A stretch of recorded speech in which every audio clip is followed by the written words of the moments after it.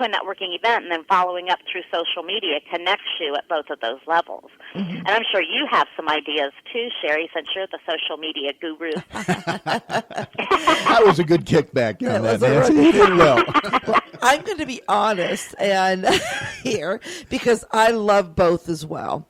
But I tended, because of where I started with my networking at first, was through, I worked in call centers. So I was always much more comfortable on the telephone, connecting with people and setting appointments for whoever I worked for. That's how we started our first company back in '98, was with me calling up businesses, building rapport, and getting them comfortable with who we were, and then setting the appointment for Richard to go see them. I was perfectly fine behind that phone. You were great behind the phone. And I remember when we joined our very first chamber, which is now the Melbourne Regional Chamber, gosh, back in '98. Yep. Oh, wow. Walking into that very first chamber event. Now, you know us. I was a lot skinnier then, and I was a lot. I hid behind Richard walking in. I was so afraid to step out and actually meet people face to face. And, it's amazing how many people are like that now. Those are the type of people I seem to connect with at networking events to help them kind of come out of that shell. Yes, absolutely. Be able to just introduce them to one person a lot of times will get them out of the shell and get them starting the conversation. Sometimes it's hard to just get that conversation started. It's not always easy. Well, what would you recommend someone that is a little nervous, they have not yet come to Toastmasters, to learn some of the 3 pillars to get a little bit more comfortable, and they're walking into, say they just joined the Chamber of Commerce. In fact, our chamber last evening had their, they call it Get Involved. It was kind of the new member orientation, but it's always also open to members that have been in the chamber but have really never come to a member orientation to meet others. So I love how they're expanding and allowing so many members to come together. But we had our after hours immediately after that last evening. And of course, the point of us doing the after hours right after the new member orientation is for us ambassadors to help them get connected with people there. Mm-hmm. But what would you recommend for those individuals that are just a little nervous to start meeting people? They don't know how to approach a group or maybe just a couple people talking. How can they feel comfortable kind of breaking the ice and talking to those people? Well, a lot of times it's just basically asking someone to talk about their self. And, a couple of things that you can do to prepare before you go to a networking event will help you as well. You can ask the event sponsors if they have a list of prospective participants, and sometimes they'll be able to send you a list of the attendees.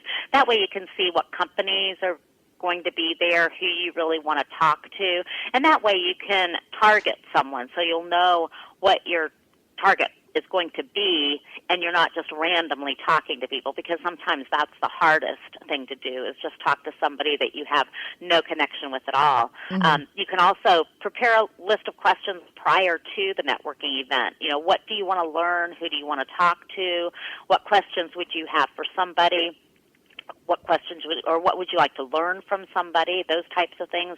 You can share your interests, your talents, your skills, accomplishments or goals, things like that. It's not always just about business networking, but you can share person. That way you can get connected on a personal level with someone as well. So, asking people what their hobby is or what they enjoy doing after work or things like that instead of just talking about business.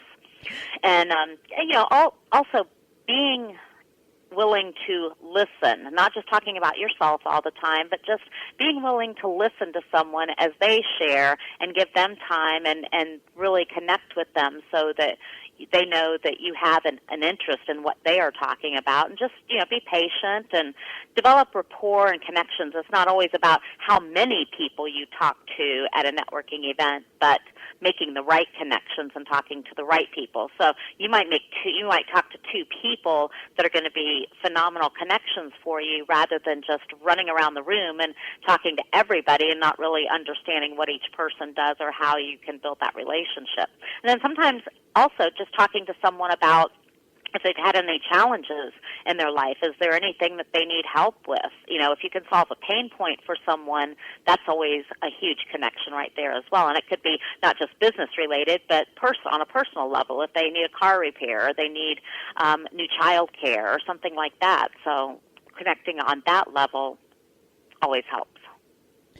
I like the sound of that. It's like letting them know that you're listening, for one, because people love it when people listen to them. I found that most everyone loves to talk about themselves. Who doesn't, right? And when someone is actually listening and asking you questions and paying attention, one seems to share. Yeah, more. I like that paying attention that you just mentioned, because I'm a big one for eye contact. And when I'm talking to somebody and networking, I'm looking at them in the eyes, because that says I'm paying attention to you. And it tends to focus the conversation, because now they don't want to look away at somebody else in a networking event on that. But that's one of the ways I love doing that. Yeah, and that's a very good sign to know if somebody is engaged in conversation, because if they're looking over your shoulder at other people at the event while you're talking, that's an immediate sign that they're not engaged. And the other body language sign that is an indicator that someone is not engaged in the conversation is if they have one of their feet turned out to the side, which means, I'm ready to leave this conversation. Oh. So, you're getting ready to run. Body language. So we have to watch body language too. yes. Oh, too much. But then you know that person's not really engaged. You end the conversation, and then you move on to someone else. So. Exactly. What are your thoughts about, people passing out their business cards to everybody without being asked, or their brochures? I mean, what's your take on that when they're a networking event? Well, again, it's not about how many business cards you pass out, and if you're not making the connection. So when you give someone your business card, have a conversation first. Know if that's a person that's going to use your business card. And a lot of times, wait for them to ask for your business card. And if they're not asking for the business card, it's probably a very good indication that they're not interested in either the business or they're not making the connection. You can always offer and say, I'd like to give you my business card so that we can connect, again later. And it might be a better time for them. Maybe they're going, through something in their life at that point or something, which is why they're not engaged at that point. But it's not all about just going around and passing out business cards and having a big collection at the end of the night. It's really having the quality connections and building the relationships that's more important than the actual business card. In fact, with the Catch-22 theme that we came up with, it was the parable about give a man a fish and he'll eat for a day, but teach a man to fish and he'll eat for a lifetime. And it's the same thing. You can give somebody a business card, but if they don't have that connection, then it's not going to be a lifelong relationship. Yeah, that's such a great analogy that you put together there. Yeah, because it's all about communicating. It's all about reaching out and being able to, whether it's verbally or physically, just reach out and touch somebody. That's why shaking a hand to me is also very important, because you've made physical contact there, you've made emotional contact through the eyes, and then you've followed up with auditory, and now you're a big step forward in being able to work on a connection.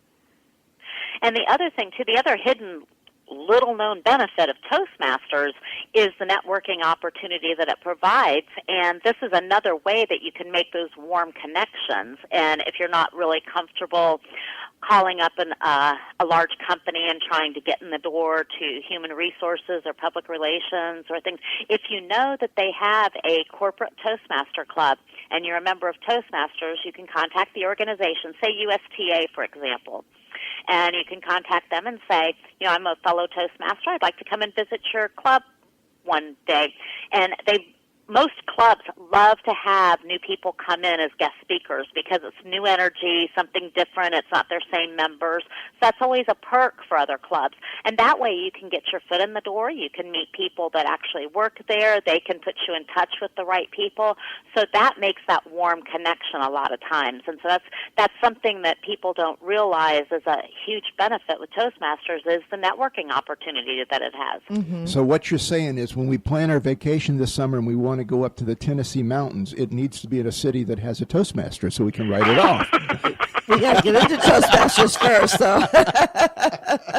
And they can be your concierge because they know all the cool things in the area. There you go. I love that.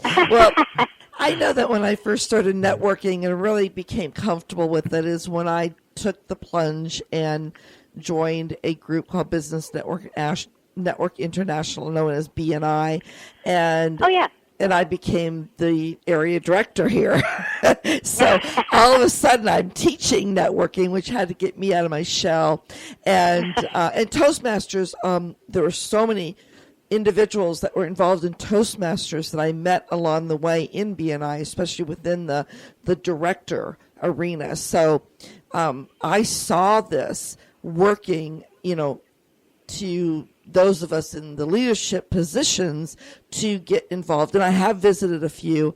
I just have not taken upon myself to actually join Toastmasters. But it is something Richard and I have on our list this year to start visiting some local chapters here, since you and Scott have definitely sold us on it. And it's a great way to grow your network and grow your connections and meet some really quality people and just people that you would never have the opportunity to meet in your normal walk of life or your daily business connections.